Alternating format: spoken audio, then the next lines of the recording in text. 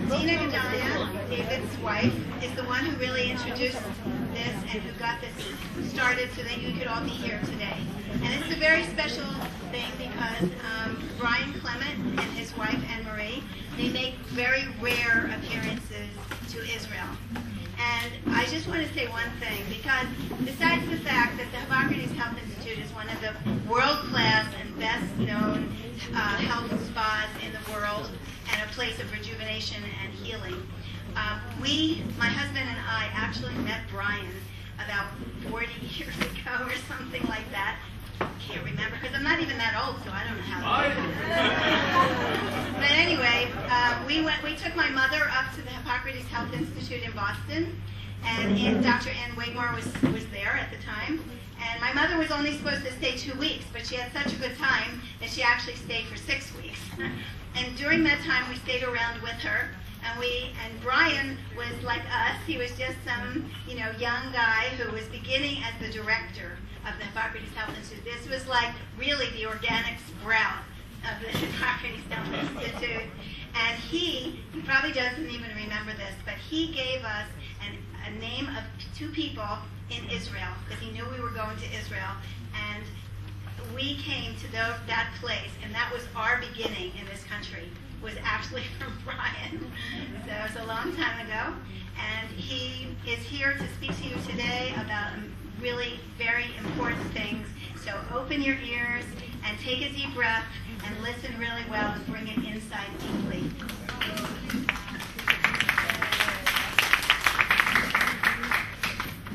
שלום לכולם.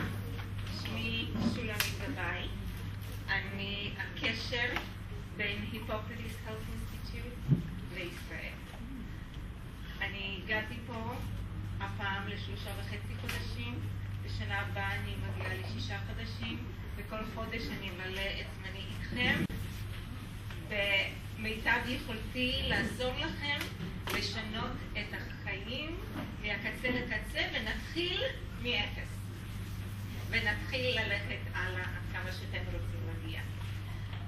אני מבקשת דבר אחד, אני פשוט אתן לכם טופס ותרשמו פה את הכתובת שלכם, את השם, מה שדרוש, בשביל שאנחנו נוכל להיות בקשר, וגם שתקבלו את המגזין שלהם שיוצא 4 פעמים בשנה, וזה complimentary שלכם.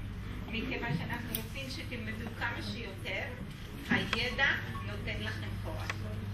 אז בבקשה, אם כל אחד מהקצה ייקח אחד, באמת תקחי את כולם ותקחי אחד ותעבירי, וככה שלכל שורה מהאמצע לקצה ומהאמצע לקצה יהיה להם דף אחד.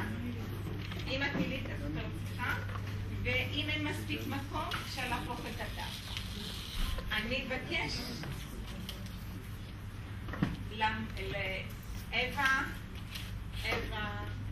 מרגוליס, בבקשה תמפי, מכיוון שהאישה הזאת זו אישה שיכולה לספר לכם בכמה משפטים מה עשה היפוקרטיס בשבילה, מה אנה מריה, קלמנט, דוקטור קלמנט, עשו בשבילהם שהם יוכלו לעזור לעצמם. You want me to speak in English or English? Yeah. English? Yes. Okay, I'll try to speak loud. First of all, use the microphone. Yeah, I want to introduce to you. First of all, What is your name? my name is Eva Wasserman Margolis. I was originally a clarinetist. I wrote the first handbook for beginning clarinet players. Use the microphone. Oh, that's better? Yes. Okay. So I'm originally a clarinetist. Now I have a holistic health practice degree because my real dream when I was young was to be a doctor. But thank God that he gave me the direction to go towards music and then come around to go towards alternative medicine. What I want to talk about Hippocrates is I've been there 4 or 5 times since 2008, and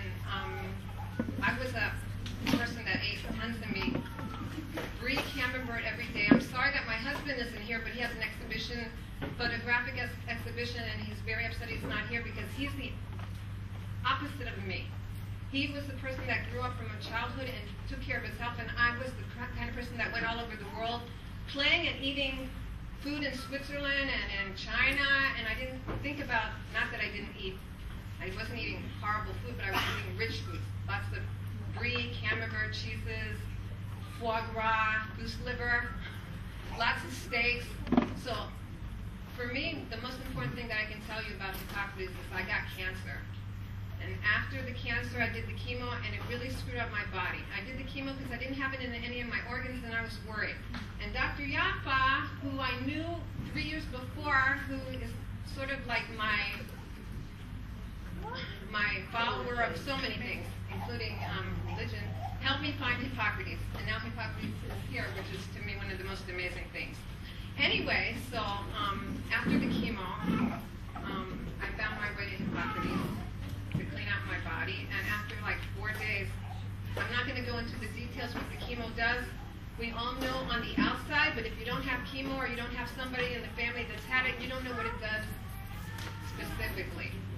So after 4 or 5 days eating this raw food meal, I saw the difference in my body, which I'm not going to explain to you, but I'm going to be honest with you. It changes your whole system. 4 days. I was there 3 weeks. So that's the first thing. Then I saw Anna Maria, who is the doctor who does live cell analysis, and I saw what they did to them. They do blood tests, original blood tests, not, phony blood tests, and then they do live cell analysis. So they do 2 kinds of tests. In the live cell analysis, what's amazing about that, it shows you how the oxygen is going through your body. It shows you your cell and how it's built. If it's a sick cell, if it's a healthy cell. And they compared me to my husband. And my husband, who's been taking care of his body all his life, it was amazing to watch his cell. And they said to me, look at his cell.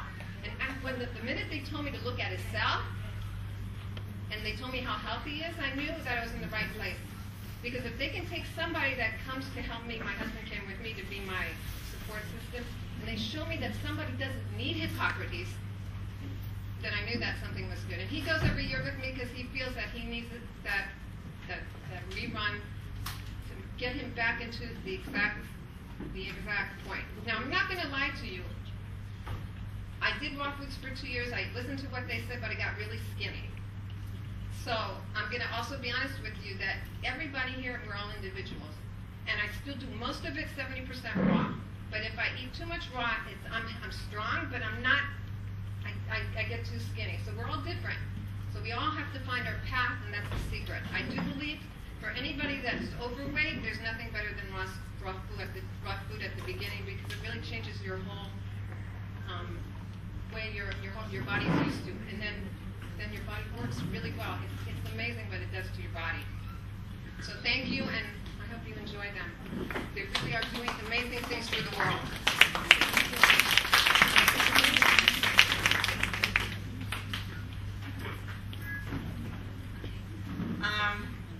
בהתחלה דוקטור קלמנט, בריין קלמנט, הוא ייתן לכם הרצאה על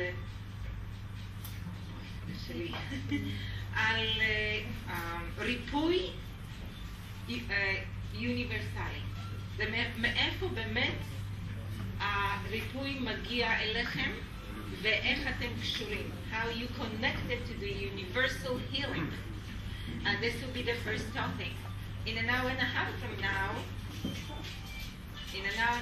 now, Dr. Anna Maria will give you another lecture that is going to go deeper into the family, children, disease, detox.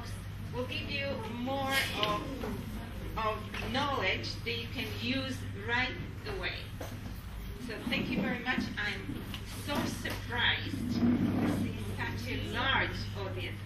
I think this is the largest audience that we have seen so far, which is wonderful because you are Orthodox, you are people that believe, and this belief definitely will be number one that will help you. So thank you very much for coming, and this is Dr. Clement.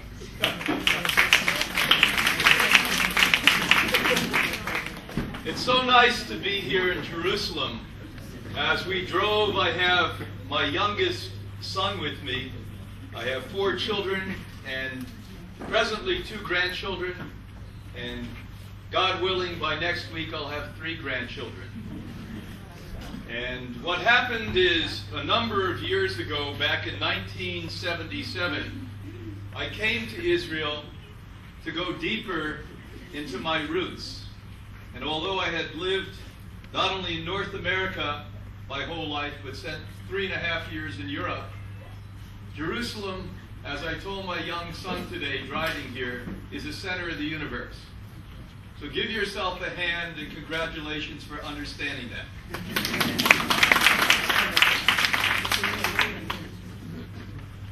Hippocrates Health Institute began back in 1956.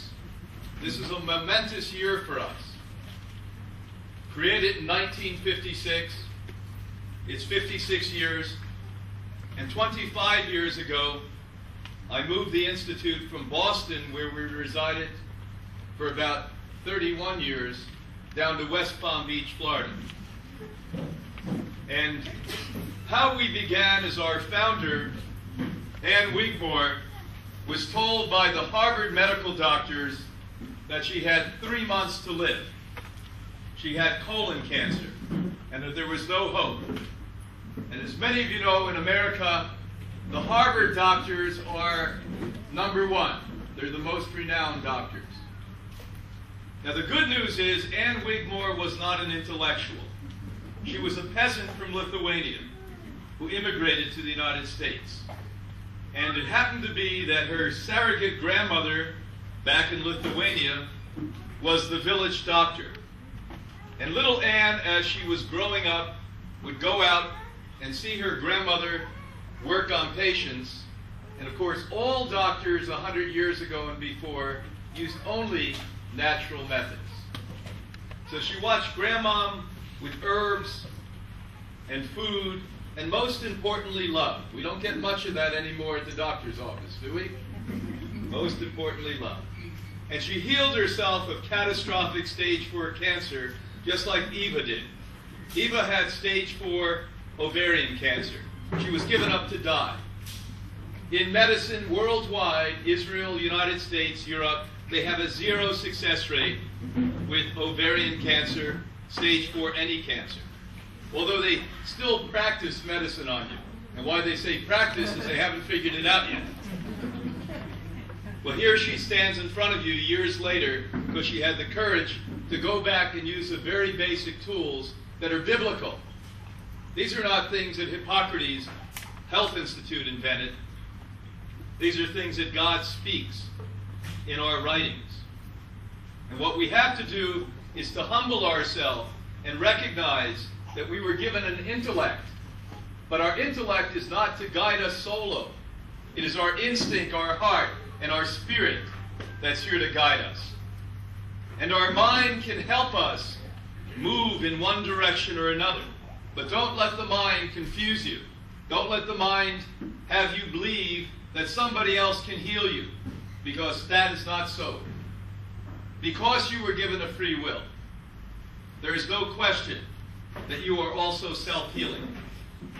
If you ask for the help of God and use the tools that were placed on this earth for us, there's nobody who doesn't get well. So Ann Wigmore, after she was told was going to die, healed herself and opened the doors of Hippocrates. And from that day forward, hundreds and hundreds and hundreds of thousands of people have come to us. And most of them have used their minds too much. So we're not the first stop. They have to be going through the system that doesn't work and fails.